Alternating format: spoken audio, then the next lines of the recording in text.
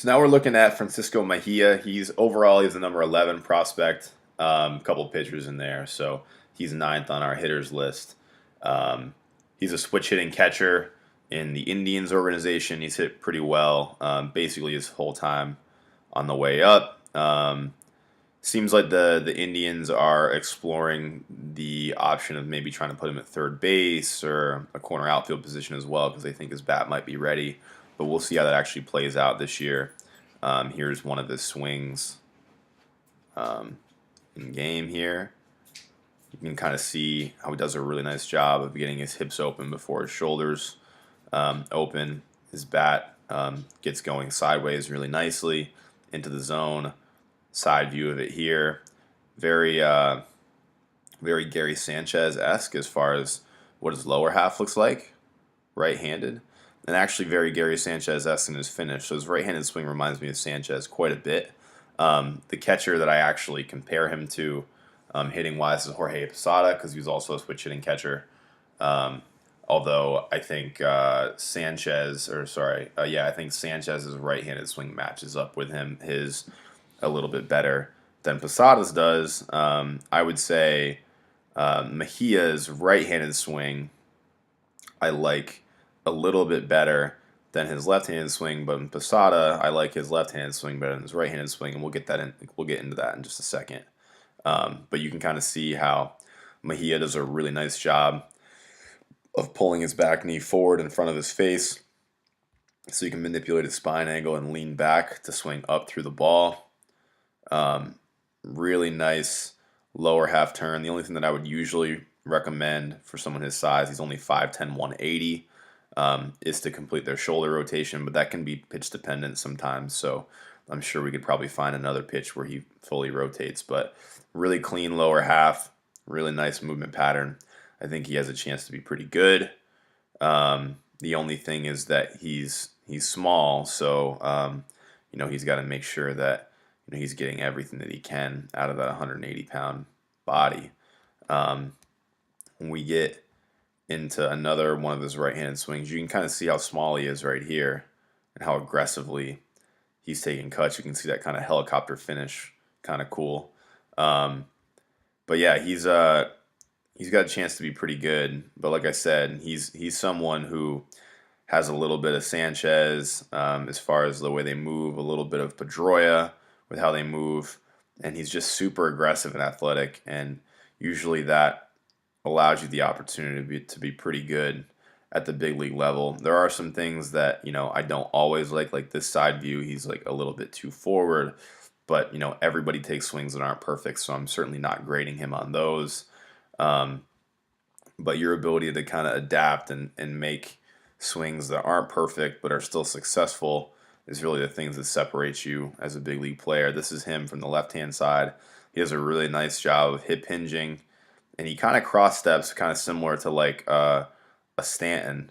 But what you'll notice, and if you are on Twitter and you follow Baseball Rebellion, Chaz had done a video about this recently with regard to Stanton. Stanton cross steps, and the reason that his cross step works so well for him is because his kind of swing flaw is that he really pulls his hands across his body. And what you'll see with Mejia is he kind of does the same thing. So Mejia cross steps here, and he pulls his hands very, very across his body like so. You can kind of see how on like his jersey, you can see that as he's getting to his turn, his hands creep further and further this way in his turn, so his bat kind of comes out of the zone. But because the cross step, his hands going out of the zone actually keeps him in the zone because he's cross-stepping. Now, if he took the same upper half move while landing square or open, then that would take his bat out of the zone. He probably would have less success. So he's kind of made his swing flaw into a swing asset, which whether that was conscious or not, I don't know. It doesn't matter. But regardless, it looks like something that can be pretty scalable at the next level because of that cross step. Without the cross step, I'm not sure he'd be able to do it unless he made an upper half change. So pretty nice swing here from the left-hand side, and here's another look at it. You can see that cross step kind of coming more in towards us. It's a little bit harder to see from the side view. but you'll see those hands come across that body pretty quick. But because of the cross step, he's able to keep his barrel there and hit this one over the fence. Now I want to compare him to Jorge Posada. Give me 1 second, just right here. Okay, so I got Posada on the left, Mejia on the right. Let me grab his right-handed swing here. Let me grab his good right-handed swing. All right, perfect. We got it. Okay. Posada, his right-handed swing tends to be a little bit more pushy than his left-handed swing. So Posada's left-handed swing, he does a really good job of rotating his body, and he does very, very minimal pushing with his hands. But in his right-hand swing, he tends to get a little bit more pushy, which is why you always saw him put up better power numbers with his left-hand stroke, as well as the fact that it's a short porch in right field in old Yankee Stadium.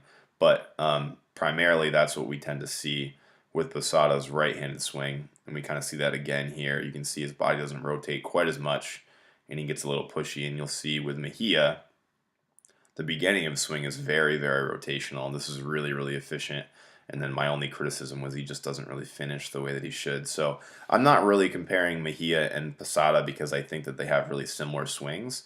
I just compared them because it was a switch hitting catcher that ended up having a pretty successful career. So I wanted to look at those two swings in comparison. So now we're going to Mejia's left-handed swing. I'm gonna jump to the side view of it here. So it's right here. And then we'll go to Posada's left-handed swing. So here we go, and as you can see how much more rotational Posada is in the beginning of his swing. And it's funny because I actually would argue that Mejia is a little less rotational left-handed just because of his cross step and just the way his hands kind of come across his body.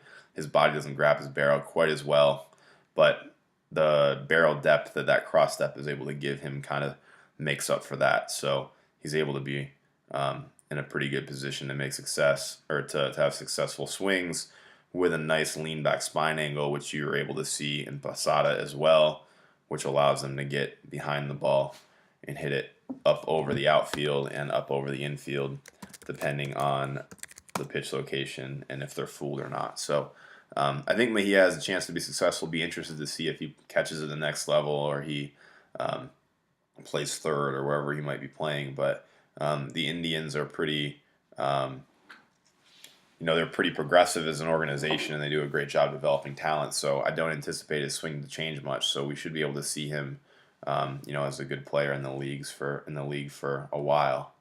I'm looking forward to it. The next one we got on our list is Bo Bichette, who's actually my favorite swing out of this whole thing.